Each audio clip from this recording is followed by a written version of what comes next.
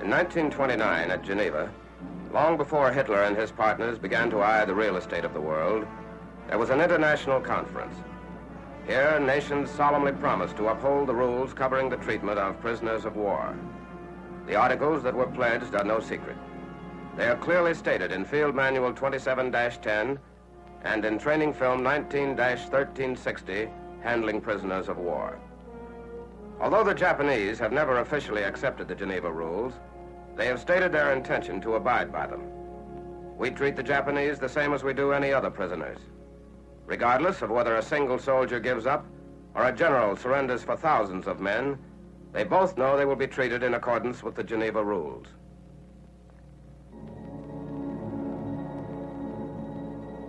September 16th, 1944, Nazi Major General Erich Elster surrendered his 20,000 men to General Macon of the 83rd Division near Loire, France.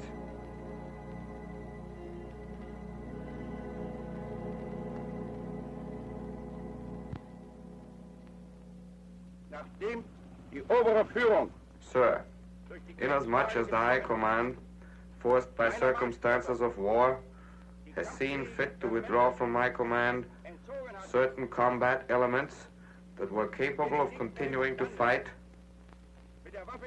I am no longer in a position to break through to the German frontier by force of arms. And I therefore surrender the infantry units and transport vehicles remaining under my command to the United States Third Army, according to the conditions agreed upon.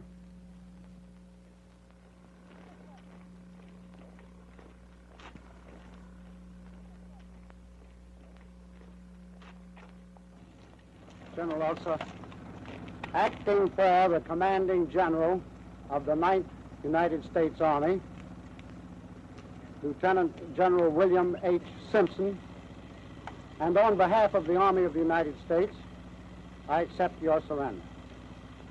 You, your officers, and men will be given treatment in accordance with the principles of the Geneva Convention.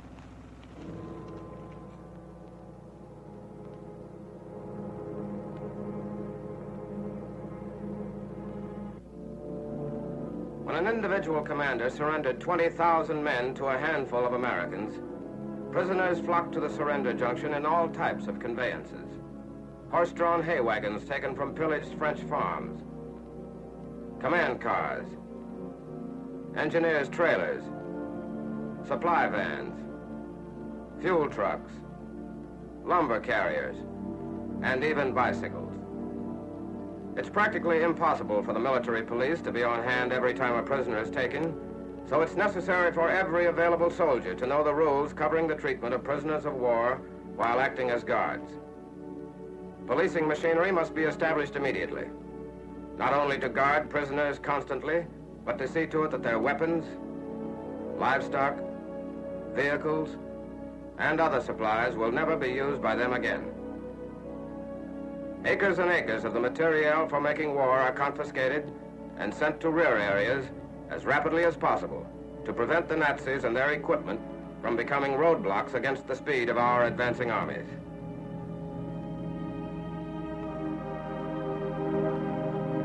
Prisoners of war, trudging back to internment camps along roads which, a few years before, trembled under their proud goose-stepping. We've taken over 600,000 prisoners in France since D-Day, and more than 1 million since America's entry into the war.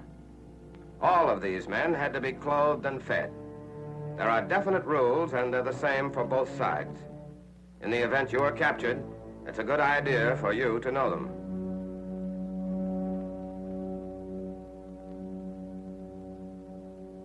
As soon as possible after an enemy soldier has been taken, he is thoroughly searched and all documents and weapons are taken away from him. These are later turned over to G2 for further investigation. Often, these apparently innocent belongings will supply the answer to some tactical problem. This is the enemy, disarmed, helpless. He thinks about many things after he's captured, but the big three probably are hate, fear, escape. He may not realize it yet, but he has nothing to fear. However, escape never leaves his thoughts, and our men know it. G2 always allows the prisoner to abide by the rules. But a word dropped off guard, a hesitant phrase, and this prisoner has unwittingly betrayed his country. A prisoner of war and a G2 sergeant chat over a tactical map of the area. "We tried to surround your battalion here," says the non-com. Nine, that wasn't our position. We were over here." Each prisoner, before he knows it, has added a fact, no matter how small. When all the pieces are put together, the jigsaw is nearer completion, and we know where and how to strike next. After prisoners are questioned and searched in the immediate vicinity of their capture, they are moved back to a rear echelon. They carry their own wounded. In serious cases, when it is possible, our men will move a badly hurt German to the rear, where hospital facilities will be provided. Prisoners of war are not marched over 12 miles a day, and rest periods are granted on the march. If the march is long, prisoners are fed hot food if available.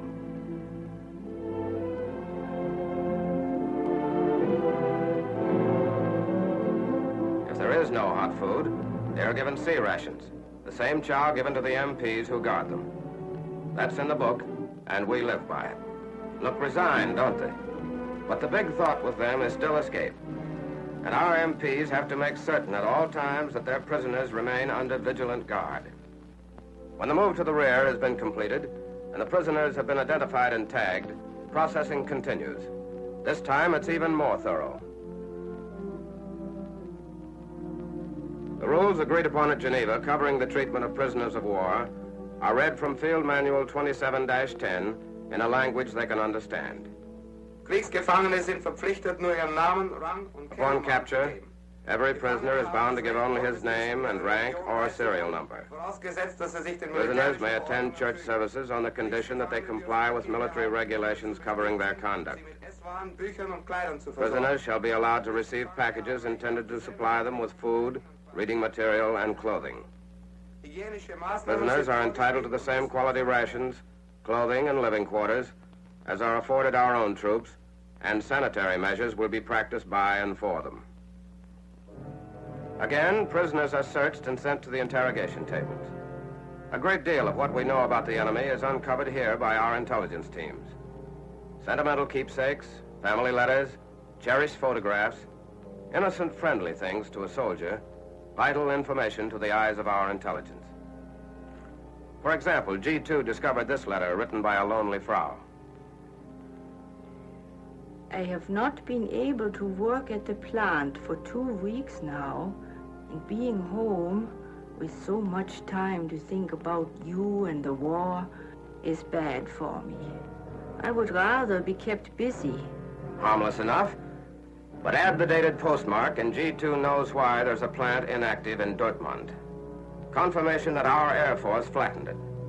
When these nuggets of information have been sifted, the prisoners are sent to a personnel clerk for further questioning. Was tun Sie beim Militär? What's your job in the Army? Scharfschütze. Expert gunner, shooting. Ihr Beruf, bevor Sie Soldat wurden? What kind of work did you do before you became a soldier? Ich war immer Soldat, Gewehr- und Maschinengewehrschütze. I've always been a soldier, firing rifle and machine gun. His days as a gunner are over, but the Geneva rules say that we can put him to work. So we'll find Fritz a new job and pay him for it, just as you will be put to work and paid if you are captured. As soon as facilities can be provided, prisoners are taken to the docks, loaded on ships, and sent to internment camps. Take a good look at these prisoners. Store that picture in your mind. It could happen to you. A slight turn in the fortunes of war and those trucks might be the enemy's, ready to carry you to a camp somewhere inside Germany. If they were, you'd be going through approximately the same routine. And if you know what to expect, you'll know how to handle yourself. After 5 long years, the Supermen are finally on their way across the Channel. But they're making the trip as prisoners, not conquerors.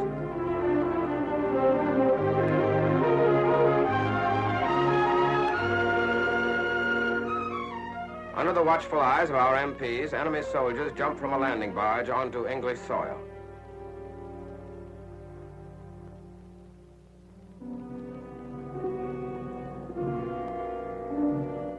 They're counted and recounted. Every move requires another check.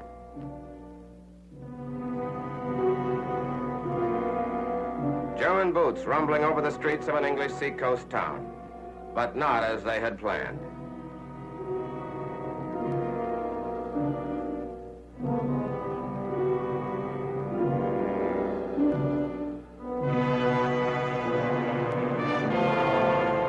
At a railroad station, the prisoners are ushered aboard a train which is waiting to take them to the prison camp.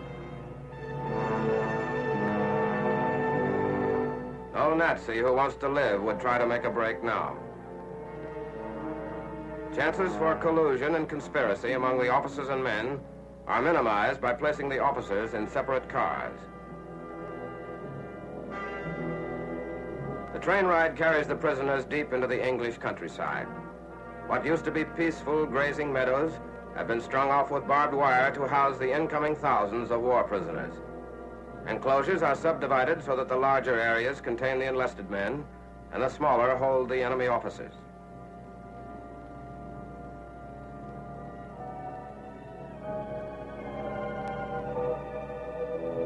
All of them are guarded every minute of the day and night.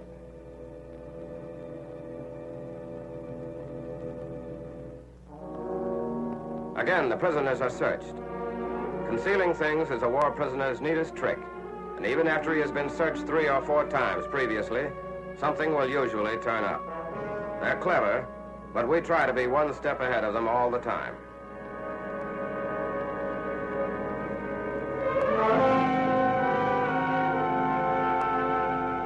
Meals are served regularly. It's our food, but they've got to supply their own cooks to prepare it and their own KPs.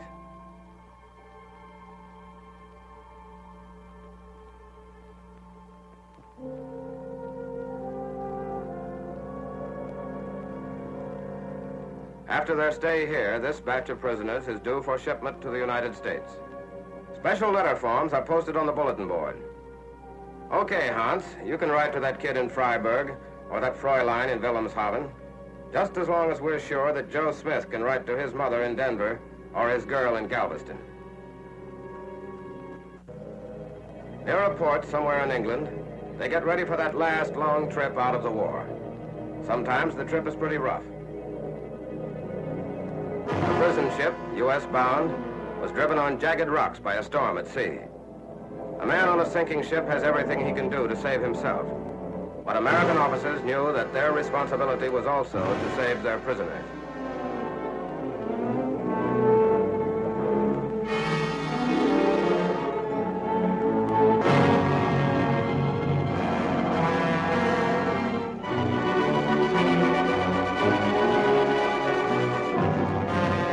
The ship finally broke in two. After nearly all of the prisoners had been evacuated, 4 American officers went with it to the bottom. Were Nazi lives worth the sacrifice? Not by a long shot. But Germany holds American prisoners in hostage. Germany may hold you. That's why those officers had to give their lives, because it will be your right likewise to be guarded and kept safe under all conditions.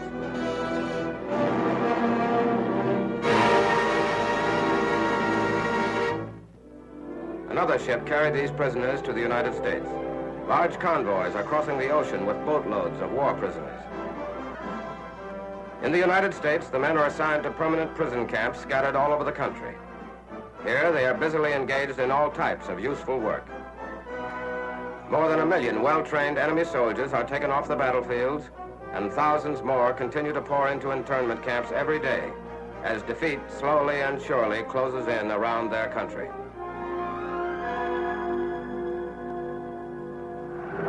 Hands that once were raised in blind fanaticism to a false idol are now the symbols of defeat.